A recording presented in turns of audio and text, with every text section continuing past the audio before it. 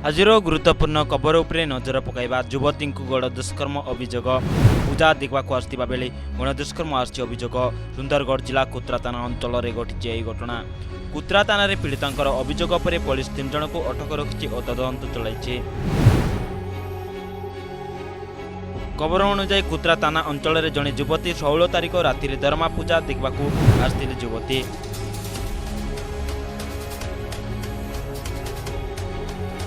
यही समय 3 जन युवक गण दुष्कर्म करते एने 17 तारिख दिन पीड़िता और जनक कुत्रा थाना अभियोग करते कुत्रा थानार पुलिस अभियोग पर मामला रुजु कर तदंत जारी रखिछि। आउ घटना थिणी अभियुक्त वीरमित्रपुर थाना अंचल होइतिबा बेले सेमानक मध्यरे नाबालिका अछंती पुलिस 3 जन को अटक रखी पचरा उचरा करछंती।